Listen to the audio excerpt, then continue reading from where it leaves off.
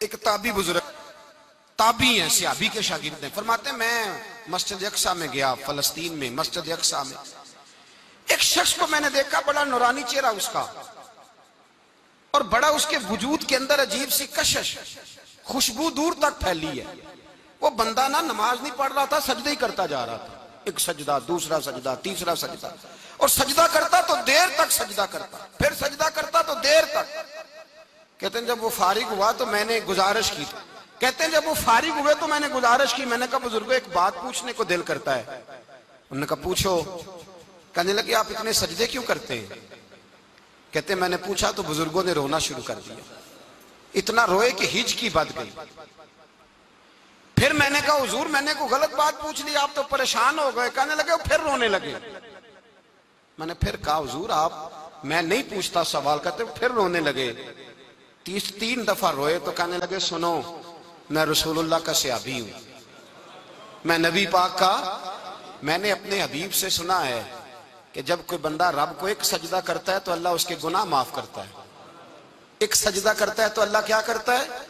بولیے، اللہ گناہ بھی معاف کرتا ہے، رب اسے نیکی بھی عطا کرتا ہے، اور اپنی بارگاہ میں اس کا درجہ بھی بلند فرماتا ہے۔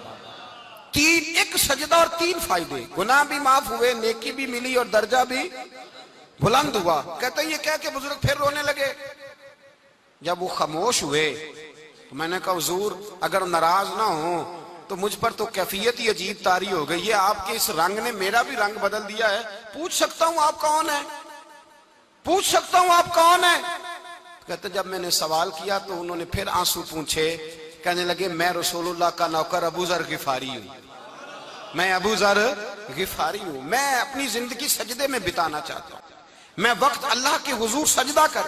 ہمارے ہاں میں نے اس دن بھی کہا تھا، ہمارے ہاں لوگوں نے بہانہ بنا لیا ہے حضور بخشوا دیں گے، محفل نعت 6 گھنٹے کی، نماز 5 منٹ کی، حضور بخشوا دیں گے۔ سنو نا جنہیں حضور بخشوا رہے ہیں، حضور انہیں بتا کیا رہے ہیں؟ حضور انہیں بتا کیا رہے ہیں؟ اللہ اکبر، کیا انداز ہے۔ حضرت ربیعہ بن کعب کہتے ہیں میں حضور کو وضو کرایا کرتا تھا، بخاری مسلم میں۔ ایک دن حضور نے فرمایا سل یا ربیعہ، ربیعہ کچھ مانگ لو، تو کہتے ہیں میں نے مانگا تو پھر میں نے بھی وہ چیز مانگی جو سب سے قیمتی تھی۔ میں نے کہا حضور جنت میں وہ والا مکان چاہیے جس کی دیوار کے دوسری جانب آپ کا حجرہ انور ہو، جس کی دوسری سائیڈ پہ آپ کا گھر ہو، تو اڈی میری کاند سانجی ہو گئی، وہ والا مکان چاہیے۔ تو نبی پاک نے فرمایا جا تجھے دیا، جا تجھے، بولیے جا تجھے، کمال ہو گئی، جا تجھے دیا۔ کون دیتا ہے؟ دینے کو منہ چاہیے، دینے والا ہے سچا ہمارا، میں جا تجھے دیا۔ ایک میری بات یاد رکھنا حضور کیا فرمایا؟ اپنی زندگی میں سجدے زیادہ کرنا۔ کیا زیادہ کرنا؟ چلو سارے بولے ایک دفعہ، کیا کرا؟ کیا زیادہ کرنے؟ تو حضور بھی فرماتے ہیں میرا جنت میں پڑوسی وہ ہوگا جو سجدے زیادہ کر کے آئے گا۔ تو میرے بھائی اگر تو سجدہ ہی نہیں کرتا، تو اس لذت سے ہی ناشنا ہے، نماز جلدی کی، باقی سارے کام لیٹ کے، مسجدوں میں بیٹھے ہیں لوگ، خوش گپیاں چل رہی ہیں، بڑے بڑی لمبی، نماز کا وقت آیا تو چھوٹی ہو گئی، فٹافٹ کرو۔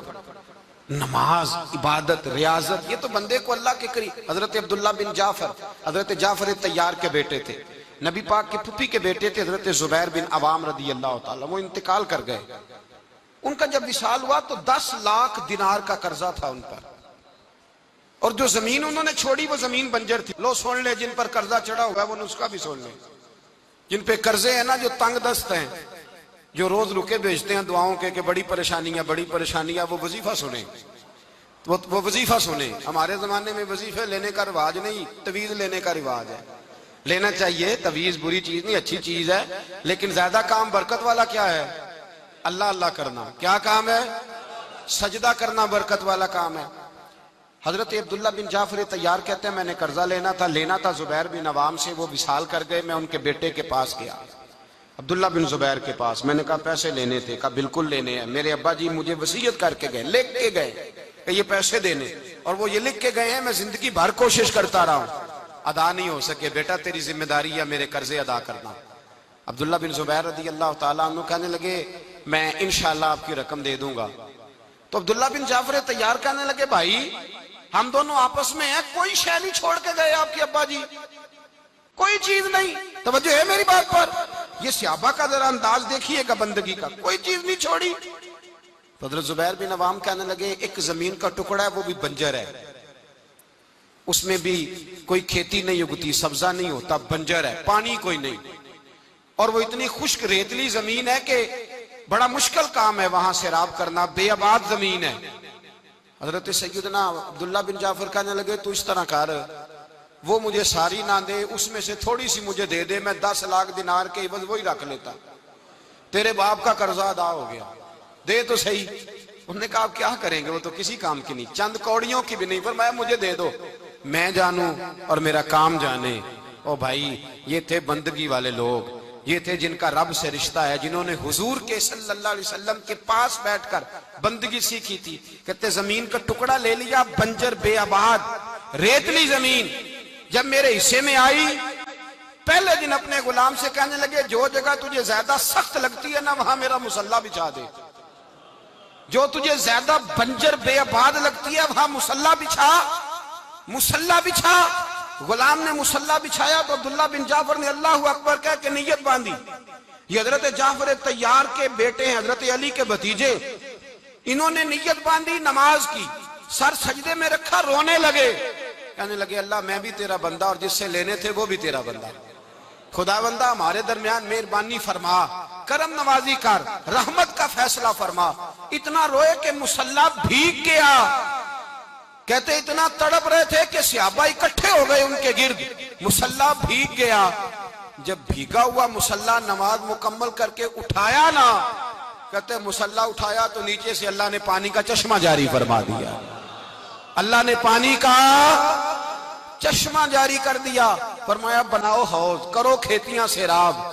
فرماتے ہیں جہاں ایک درخت نہیں اگتا تھا اللہ نے پورا باغ اگا دیا, جہاں ایک پھل نہیں ہوتا تھا وہاں عالی شان پھل لگ گئے, قرضے بھی ادا ہوئے. حضرت زبیر بن عوام کے بچوں کے پاس مال دولت بھی بچ گیا. لوگ جب کہتے ہیں یہ ساری کس چیز کی برکت ہے, اور فرماتے یہ ساری سجدوں کی برکت ہے, یہ رب کی بندگی کی برکت ہے جی, اس کی بارگاہ میں نماز پڑھنے کی. مسلمان توجہ نہیں کرتا, توجہ نہیں. جاگ رہے ہیں آپ حضرات؟